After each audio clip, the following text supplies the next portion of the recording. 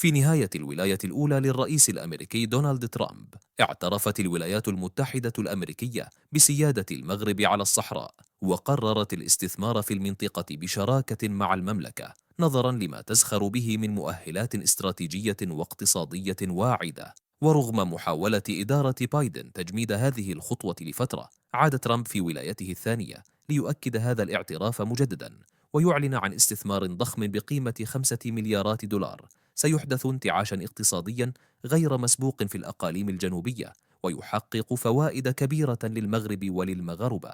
هذا التحول الجيوسياسي والاقتصادي من شأنه أن يزعزع حسابات النظام الجزائري الذي ظل لسنوات يصرف أموالا طائلة لمحاربة الوحدة الترابية للمغرب من خلال دعم بعض الدول والمنظمات بمبالغ ضخمة تجاوزت 8.5 مليار دولار في سنوات قليلة فقط لإضعاف موقف المغرب، بينما المواطن الجزائري أولى بتلك الأموال.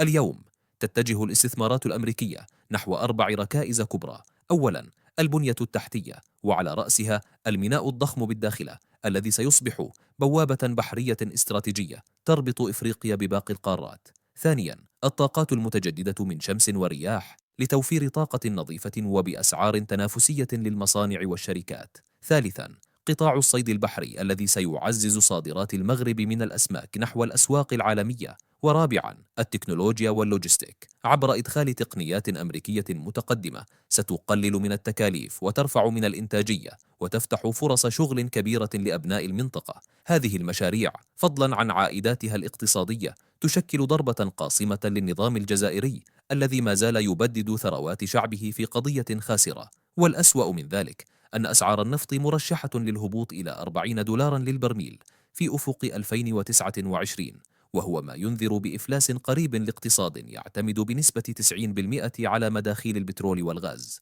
المؤسسات المالية الدولية وفي مقدمتها صندوق النقد الدولي دققت ناقوس الخطر، مطالبة الجزائر بتنويع اقتصادها، لكن بدلا من ذلك ما تزال تمنع الابتكار وتحظر العملات الرقمية وتفرض قيودا على سفر مواطنيها، حيث لا يسمح لهم إلا ب750 دولارا سنويا مقابل 10,000 دولار للمواطن المغربي.